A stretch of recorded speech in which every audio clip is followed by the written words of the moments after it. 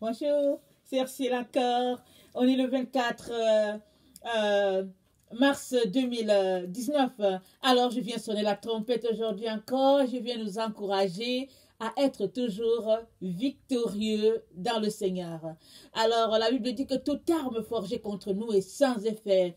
Et toute langue qui s'élève contre nous, on condamne cette langue-là. C'est-à-dire, c'est pas l'autre qui condamne la langue. Toi-même, tu te lèves et tu condamnes la langue qui s'élève contre toi. Alléluia. Et quand on marche avec le Seigneur, il y a des périodes comme ça où il ne faut pas qu'on oublie de mettre notre armure de chrétien et de combattre. Mais le combat doit nous conduire jusqu'au bout. Parce que Jésus-Christ ne vient pas pour des froussards. Il vient pour des gens qui combattent tout le temps.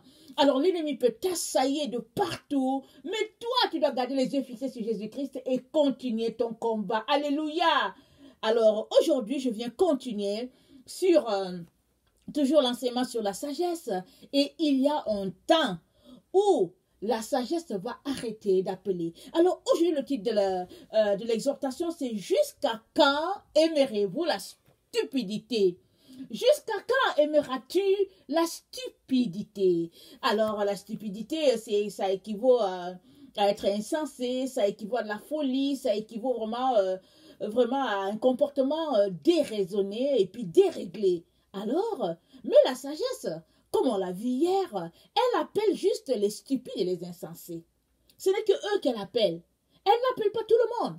Elle appelle ceux-là qui se considèrent stupides et insensés. Et quand elle les appelle, elle les transforme en des personnes sages, en des personnes intelligentes. C'est ça qu'elle fait. Mais si tu ne veux pas venir, si tu ne veux pas reconnaître que tu es une personne stupide, alors, sagesse te demande, mais jusqu'à quand vas-tu traîner ta stupidité? Parce qu'il y a un jour de vengeance de notre Dieu. Alléluia. Alors, sagesse nous dit quelque chose de très très important. On va lire dans Proverbe 1, le verset 7. Et puis aussi Proverbe 1 à partir de 20 et puis à 23, à 33. Alors, Proverbe 1, le verset 7. Donc voilà, la crainte de l'Éternel est le commencement de la science. Les insensés méprisent la sagesse et l'instruction. Les insensés, les personnes dites stupides, elles méprisent vraiment la sagesse. Oh, la sagesse est tout ce dont nous avons besoin pour pouvoir connecter parfaitement à notre Seigneur Jésus-Christ et le découvrir dans toute sa profondeur. Alors, dans le verset, à partir du verset 20 à 33, je vais lire, il y a des leçons très très intéressantes pour nous, pour vraiment réaliser que il est temps qu'on sorte de la stupidité. Parce que, on l'a vu hier, la sagesse, elle appelle juste les stupides. Alors, si tu penses que tu es intelligent, si tu penses que tu es brillant, si tu penses que vraiment tu connais tout, la sagesse ne t'appellera pas. Et tu n'auras pas la sagesse. Mais si tu penses que vraiment tu as besoin de l'Éternel, tu as besoin que tu es petit, que vraiment sans la sagesse tu ne peux pas arriver, la sagesse vient à côté de toi. Elle fait route avec toi. Elle marche avec toi. Alors, elle a été l'amie proche de Jésus-Christ. C'est pourquoi Jésus-Christ a réussi son ministère sur la terre. Alors, parce que la sagesse a dit, avant que Dieu ait créé quoi que ce soit, j'étais déjà là. J'étais le fondement de toute chose, a dit la sagesse. Alors, si tu marches avec sagesse, alléluia, ta vie sera brillante et puis ta lumière ne s'éteindra pas. Ton soleil brillera tout le temps. Et l'éclat, la Bible dit dans Proverbe 4, à partir, je pense, du verset 20 ou 23, je vais lire, elle dit que, mon fils, sois attentif à mes paroles. Ça, c'est Proverbe 4 à partir du verset 20. Bon, c'est pas celui-là. Proverbe 4, à partir du verset 18. Ça dit, le sentier des justes est comme la lumière resplendissante, dont l'éclat va croissant jusqu'au milieu du jour. La voix des méchants est comme les ténèbres, et ils n'aperçoivent pas ce qui les fera tomber. Les méchants n'aperçoivent pas ce qui les font tomber. Mais celui qui marche dans la sagesse, par la sagesse, et puis qui a la sagesse pour ami, celui-là, il marche et puis sa lumière va croissante. Jusque comme dans le milieu du jour et sa lumière va toujours croissante. De telle sorte que, à un moment donné, on n'est plus capable de regarder la lumière de sagesse de cette personne-là. Parce que tellement elle est environnée de sagesse. Alors, c'est la même chose qu'a vécu Moïse. Moïse est allé dans la présence de Dieu, il est resté à la montagne et tout. Quand il est descendu de là, Israël a dit, oh non, non, non, non, non, il y a trop de lumière sur son visage. Oh non, on ne veut pas, on veut plutôt Moïse. Est-ce que tu peux mettre un voile? Parce que la lumière brille trop. Alors c'est comme ça, la lumière de la personne qui marche avec sagesse, qui fait de sagesse son ami. Alors, sagesse te dit, alors, mais jusqu'à quand tu vas supporter la stupidité? Parce qu'elle veut te transformer, elle veut te rendre sage, elle veut te rendre intelligent. Elle veut te rendre, elle veut te remplir de science, mais pas la science du monde, pas la sagesse du monde, pas le savoir du monde, mais la sagesse d'en haut. Amen. Alors, à partir du verset 20 dans Proverbe 1, c'est dit, la sagesse crie dans les rues, elle élève sa voix dans les places, elle crie à l'entrée des lieux bruyants. Là où il y a du bruit, là, c'est là que sagesse est. Elle n'est pas ailleurs. Là où ça fait du bruit du boucan et puis sagesse est dedans. Parce que pourquoi? Parce qu'elle veut calmer les ardeurs des uns et des autres. Alors, aux portes de la ville, elle fait entendre ses paroles. Jusqu'à quand, stupide? Aimerez-vous la stupidité? Jusqu'à quand? Les moqueurs se plairont-ils à la moquerie? Et les insensés haïront-ils la science? Tournez-vous pour écouter mes réprimandes. Alors, si tu marches avec sagesse, tu auras des réprimandes. Mais si tu ne veux pas les réprimandes, alors tu n'auras pas sagesse pour amie parce qu'elle te dit qu'elle, là, elle fait des réprimandes. Elle est capable de te reprendre. Pourquoi? Parce qu'elle t'aime. Parce qu'elle te dit, tu n'es pas sur le bon chemin. Et elle est aussi en train de te dire en ce moment que il y a un temps où la stupidité ne pourra plus rien faire. Elle sera, comment on appelle ça? Elle sera face contre le mur parce que là, la sagesse, son moment de patience est arrivé. Parce que sagesse, elle est patiente. Elle est là, elle supporte et tout, mais à un moment donné, non, trop c'est trop. Elle dit, bon, allez, on va régler ce problème-là. Alors, elle dit, sagesse dit, voici, je répandrai sur vous mon esprit. Je vous ferai connaître mes paroles, puisque j'appelle et que vous résistez, puisque j'étends ma main et que personne n'y prend garde. Sagesse marche avec l'esprit de Dieu. Dans le psaume, je pense, 33, c'est dit que, oh, qu'il est doux et agréable pour des frères de demeurer ensemble. C'est comme l'huile qui coule de la barbe de Aaron. C'est comme la rosée de l'Hermon. Parce que ça continue pour dire que c'est là que l'Éternel répand la bénédiction en abondance.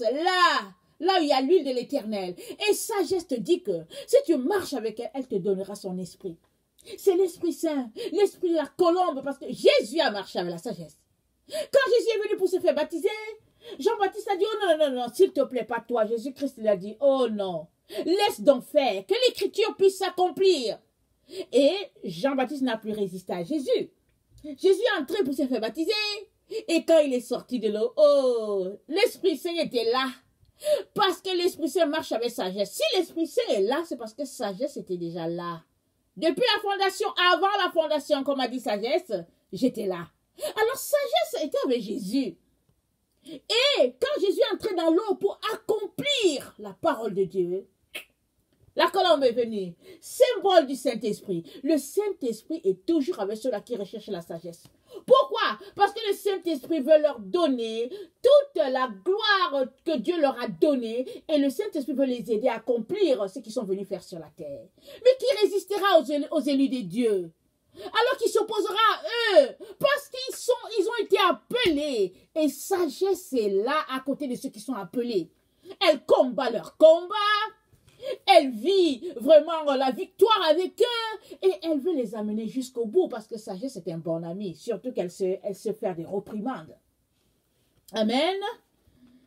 Alors, sagesse dit encore, puisque vous rejetez tous mes conseils et que vous n'aimez pas mes réprimandes, ah, moi aussi je rirai quand vous serez dans le malheur. Je me moquerai quand la terreur vous saisira. Alors sagesse est en train de nous dire, il y a un jour où en tout cas, moi aussi je veux me moquer. Moi aussi je veux me réjouir. Parce que quand je vous ai appelé, vous avez négligé ma voix. Vous avez méprisé mes paroles. Sagesse appelle encore aujourd'hui. Elle est là, elle t'appelle, elle te dit viens. Considère-toi comme stupide et viens. Je vais t'aider, dit Sagesse. Mais si tu penses que tu sais, si tu penses que tu as tout, si tu es rempli d'orgueil, d'arrogance et tout, Sagesse ne sera pas avec toi. Non, elle marche avec ceux qui veulent vraiment avancer dans la lumière de Dieu. Amen. Alors, Sagesse dit, ils m'appelleront et je ne répondrai pas. Pourquoi? Parce qu'il y a un temps où Sagesse exerce son ministère. Il y a un temps. C'est pourquoi le titre c'est « Jusqu'à quand aimerez-vous la stupidité ?» Alors, aimer la stupidité, c'est un choix personnel. Un choix personnel. Si tu ne veux pas la stupidité, ben, elle ne restera pas. Parce qu'à partir du moment où tu ne veux plus la stupidité, Sagesse, elle vient s'accroche à toi. Elle va t'aider à devenir sage. Mais si tu aimes la stupidité, Sagesse te regardera. Parce qu'elle sait que vient son jour où elle va se mettre à rire. Puisque tu as refusé ses reprimandes. Alors, Sagesse dit au verset 30, parce qu'ils n'ont pas aimé mes conseils et qu'ils ont dédaigné toutes mes reprimandes. Ils se nourriront du fruit de leur voix et ils se rassasieront de leurs propres conseils. Car la résistance des stupides les tue et la sécurité des insensés les perd. Mais celui qui m'écoute reposera avec assurance. Amen. Il vivra tranquille et sans craindre aucun mal. Et Sagesse continue.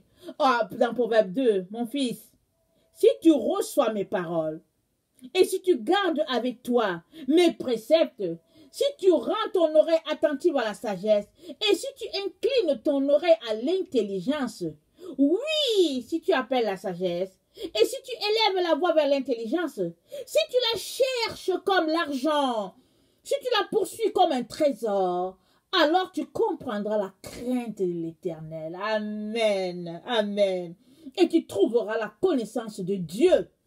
Mon Dieu. Car Dieu donne la sagesse de sa bouche, sorte la connaissance et l'intelligence. Donc voilà, il dit, quand tu vas écouter mes conseils, quand tu vas accepter mes reprimandes et tout ça là, et sagesse dit, c'est à partir de ce moment-là, que tu vas commencer à comprendre la crainte de l'Éternel. Surtout à partir du moment où tu vas te mettre à me chercher comme on cherche l'argent. Comme on cherche on poursuit un trésor. Ça veut dire que sagesse là, elle n'est pas là où il y a... En tout cas, ça dit que c'est l'un ou l'autre. Soit tu cherches l'argent et les trésors de ce monde, soit tu cherches sagesse. C'est l'un ou c'est l'autre. Tu peux mélanger les deux. Alors, aujourd'hui, dans notre siècle, on nous a appris à rechercher les deux, si bien qu'on est l'Odyssée. On est tiède, parce qu'on cherche un peu la sagesse du monde, on cherche un peu la sagesse de Dieu, on essaie d'équilibrer, mais c'est ça que Satan est venu donner à Adam et Ève dans le jardin d'Éden. Parce qu'il y avait l'arbre de la connaissance du bien et du mal, et il y avait l'arbre de vie. Alors, Satan est venu dire à Adam et Ève, mais non, Dieu, en tout cas, ne vous a pas bien dit les choses. Alors, si vous mangez l'arbre de la connaissance du bien et du mal, alors c'est ça que vos yeux vont s'ouvrir. Vous serez vraiment comme Dieu.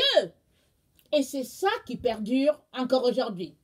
C'est bien que dans nos églises, au lieu d'enseigner uniquement ce que tu dis, on essaie de trouver un équilibre à quelque part, on essaie d'apporter un peu la sagesse du monde, et même on va un peu trop loin, on apporte un peu la sagesse orientale, on essaie un peu d'être équilibré, hein? Un pied dedans, un pied dehors, un peu du monde, un peu de Jésus. Jésus dit, je vous vomirai de ma bouche. Alléluia. Si toi, tu marches selon Jésus, et tu veux être un pied dedans, un pied dehors, Jésus dit, je te vomirai. Alors écoute-moi bien. Je te conseille d'aller chercher sagesse. Je te conseille d'écouter les reprimandes de sagesse. Parce que sagesse te dit, c'est jusqu'à quand que tu vas aimer être stupide comme ça. Parce qu'elle crie sagesse. Sagesse crie, elle dit, ouais, oh, venez. Je vais te transformer. Je vais te donner la connaissance. Je vais te donner vraiment la crainte de l'Éternel. Je vais t'enseigner. Et mon esprit va te recouvrir. Et tu seras là, tu seras vraiment rempli de moi. C'est ça que sagesse dit. Mais si toi, tu penses que tu connais, et que, bon, tu peux passer un peu outre les conseils de sagesse, comme a conseillé Satan à Adam et Ève, et puis ils ont obéi à Adam et Ève, alors ils ont perdu leur gloire, c'est ça qui va t'arriver. Parce que la gloire qui a été perdue, Jésus-Christ nous a redonné ça sur la croix du calvaire. Jésus-Christ est allé sur la croix, il allait payer le prix le plus ultime pour nous. Et il te dit, ne marche pas sur la voie que Satan a proposée à Adam et Ève. Viens marcher sur mes voies. Et les voies de Jésus-Christ, c'est quoi? Il a dit, si quelqu'un veut me suivre, qu'il renonce à lui-même. Qu'il se charge de sa croix et qu'il me suive. Car celui-là qui voudra sauver sa vie la perdra. Mais celui-là qui perdra sa vie à cause de moi, dit Jésus, la retrouvera. Amen. Si tu veux vraiment avoir pour ami sagesse, alors il est important que tu renonces à toi-même. Et que tu saches qu'il y a un jour de vengeance de notre Dieu. Parce que Dieu, il n'est pas... sa patience s'arrête à un moment donné. C'est dit dans toute la parole. Il y a un jour de vengeance de notre Dieu. Ésaïe 47, le verset 3, nous l'apprend. On va le lire. Ésaïe 47, le verset 3. Alors, c'est dit, ta nudité sera découverte. Excusez-moi. Et ta honte sera vue. J'exercerai ma vengeance. Je n'épargnerai personne. Alors, sagesse te dit, viens, je vais t'aider. Je vais te donner tout ce dont tu as besoin pour être intelligent, pour être sage, pour avoir la crainte de Dieu, pour marcher avec Dieu. Je vais te donner tout. Et à la base, dans tout ce que sagesse veut te donner, il y a l'esprit, son esprit, qui est l'Esprit Saint. Mais ça ne se mélange pas. C'est soit l'Esprit Saint, soit l'esprit du serpent. C'est à toi de choisir. Qu'est-ce que tu veux? L'Esprit Saint ou bien l'esprit de ce monde? Parce que l'esprit de ce monde, c'est l'esprit du serpent. C'est pourquoi, à la fin, avant que Jésus vienne, il y aura un combat. Il y aura un combat. Deux esprits vont se confronter. L'esprit du serpent et l'esprit de la colombe. Et Apocalypse 12 nous dit que l'esprit de la colombe a gagné. A gagné le combat. Parce que le serpent a essayé de se camoufler, de faire des choses. Mais non!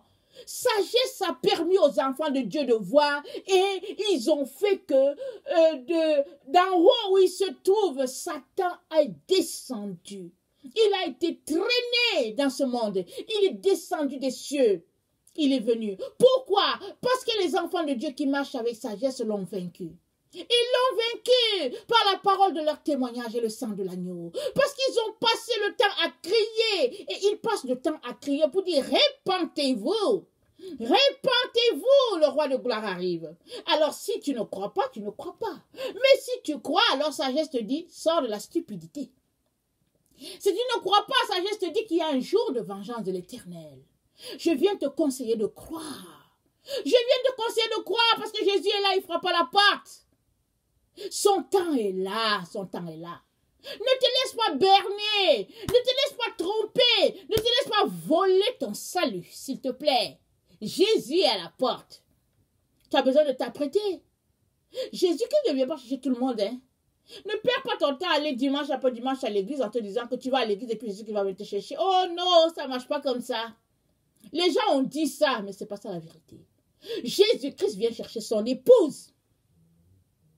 Et ceux-là qui seront prêts, ils seront enlevés. Mais les autres, mais bon, ils vont la prendre à leurs dépens. Et sagesse te crie. Elle se tient là où c'est bruyant, elle se tient dans les carrefours, elle se tient aux portes, elle se tient aux endroits où c'est bizarre. Sagesse est là. Parce qu'elle veut t'aider. Alors il est important que tu réalises ta stupidité et que tu appelles ta sagesse à l'aide. Elle t'aidera. Pardon, excusez-moi. Alors, Ecclésiaste 3, le verset 1 à 11, je ne sais pas si on pourra lire tout ça, mais bon. Ecclésiaste 3, le verset 1 à 11, ça dit ceci.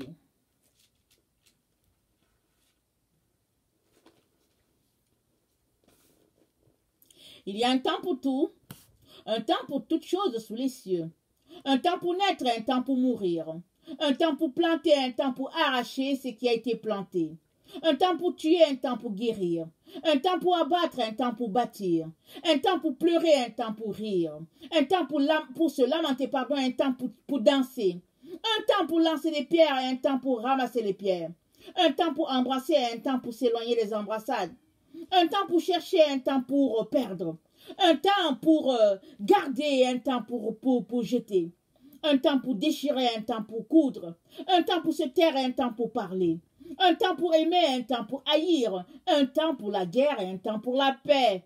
Quel avantage celui qui travaille retire-t-il de sa peine? J'ai vu à quelle occupation Dieu soumet les fils de l'homme. Il fait toutes choses bonnes en son temps. Même il a mis dans les cœurs de la pensée de l'éternité, bien que l'homme ne puisse pas saisir l'œuvre de Dieu, l'œuvre que Dieu fait du commencement jusqu'à la fin. Dieu a mis dans le cœur de l'homme la pensée de l'éternité. Que tu aies Jésus-Christ dans ta vie ou pas, ce verset-là nous dit que Dieu a mis dans ton cœur la pensée de l'éternité. Alors que fais-tu ça? Que fais-tu avec ça? Parce que la vie ne s'arrête pas là où nous sommes. La vie, ce n'est pas ce monde-ci avec, bon, ses plaisirs, l'argent, le luxe. Non. La vie, Jésus-Christ nous l'a dit clairement, c'est auprès de lui. Il dit, je suis maman, vous préparez une place et quand je serai prêt, je reviendrai. Et l'Ecclésiaste nous dit qu'il y a un temps pour toutes choses. C'est pourquoi sagesse peut nous demander, mais jusqu'à quand on va supporter d'être stupide? Mais jusqu'à quand alors on va continuer de courir après les voies de ce monde? Mais jusqu'à quand alors on va continuer de résister à l'appel de Dieu, à son appel de vivre dans la sainteté, dans la pure sainteté? Parce que nous sommes dans un siècle où ils ont appelé le siècle de lumière dans le temps, et après, bon, maintenant on est au 21e siècle, je ne sais pas à quoi ça correspond, mais toujours est-il que, bon, on vit notre vie, une vie un peu où les choses sont faciles, on fait ce qu'on veut, et puis bon, on se dit que Dieu est amour, Dieu est bonté, on lui fait des petits bisous par-ci, par-là, et puis on continue notre vie, on se dit que Dieu est bon. Mais c'est pas ça, hein? La Bible n'a jamais changé. Jamais, jamais. Jésus-Christ a dit, large est la route, spacieux le chemin qui nous conduit loin de Dieu, mais étroit et resserré est le chemin qui nous conduit à Dieu. Il y a la route qui est spacieuse, elle nous conduit loin de Dieu. Vraiment, rien à voir avec Dieu. Il y a beaucoup qui empruntent ce chemin-là. Mais il y a l'autre chemin qui est étroit. Encore, en plus d'être étroit, il est resserré. C'est ce chemin-là qui nous conduit au Père. Et sagesse t'invite à prendre ce chemin étroit et resserré là. Plein de persécutions, plein d'embûches. C'est comme ce qui est dit dans la Bible, je ne sais pas si c'est dans Matthieu qui dit que le trou d'une aiguille. Quand on fait descendre le chameau passe par là et puis il paraît qu'on décharge le chameau et puis on le fait passer, on le pousse encore, on le serre encore. J'étais sûre que quand le chameau, en tout cas, c'est étroit. Cette porte-là, qui se trouvait à Jérusalem, qui a appelé le tour d'une aiguille. Alors, Jésus-Christ a dit à ses disciples, il dit, ce sera plus facile pour un chameau d'entrer par cette porte-là que pour un riche d'entrer au ciel. Jésus n'est pas en train de dire que les riches n'ont pas part au royaume des cieux. Mais il est en train de dire que les riches, ou bien ceux qui se considèrent riches, ou bien ceux qui se considèrent, bon, whatever, ils sont tellement pris par leur personne, omnibulés par eux-mêmes, qu'ils vont passer à côté. Mais ceux-là qui, au fait, embrassent le chemin étroit, qui gardent les yeux fixés sur Jésus, il n'y a que eux qui vont se retrouver dans la présence de Dieu. Amen. Alors moi, je viens te conseiller d'écouter ce que sagesse te dit. Sagesse te dit qu'il y a un temps. Il y a un temps de vengeance.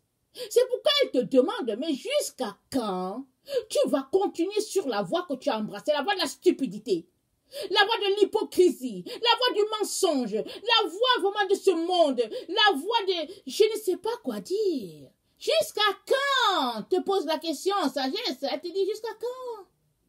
Parce qu'il y a un jour où tout cela va s'arrêter. Parce que c'est un jour de grâce à chaque jour. Un jour de grâce pour notre Dieu. Mais vient le moment où on ne pourra plus rien. Alors que diras-tu? Sagesse te dit, je vais rire ce jour-là. Puisque maintenant j'appelle, tu te moques, je vais aussi me moquer ce jour-là. Alors moi, je viens vraiment nous encourager à ne pas nous retrouver nez à nez avec sagesse ce jour-là. Parce que ça sera difficile. Ça sera terrible. On va se souvenir de ce que sagesse a dit. On va se souvenir, mais ce sera trop tard. C'est maintenant. La Bible dit aujourd'hui, si vous entendez sa voix, n'endurcissez pas vos cœurs. Alors n'endurcissez pas vos cœurs, ce n'est pas juste pour les païens qui sont à l'extérieur, c'est surtout pour nous les enfants de Dieu. Nous qui croyons le connaître. Nous qui pensons avoir la vérité. Nous qui pensons que nous sommes allés à l'école et que nous connaissons plein de choses et tout. Parce que sagesse, elle fonctionne avec les personnes qui sont stupides. Les personnes qui se regardent, qui disent je suis stupide. Je n'ai rien. Je suis insensée, sagesse, viens à moi. Elle va venir. Alors je nous encourage tous à nous regarder comme des stupides. À nous regarder comme des insensés. Parce que alors là, sagesse nous montrera la crainte de l'Éternel. Et on apprendra à le craindre. On apprendra à le respecter. Et à lui faire de la place dans notre cœur en réalité. Voilà, que le Seigneur te bénisse et qu'il te donne vraiment de regarder dans ta vie si tu marches encore selon la sagesse de ce monde et qu'il te donne de pouvoir sortir de là. Amen. Voilà. Alors si toi tu es quelqu'un qui ne connaît pas le Seigneur Jésus, je viens t'encourager à chercher à le découvrir. Invite Jésus-Christ dans ta vie, tu ne le regretteras pas. Jésus, le chemin, la vérité et la vie. Jésus, le Fils de Dieu, le pont entre Dieu et puis les humains. Alors, Jésus, la seule solution pour l'humanité. Alors que le Seigneur vraiment nous bénisse tous, qu'il te donne d'expérimenter le vrai bonheur. Alors, je vous aime beaucoup et Dieu davantage. Merci.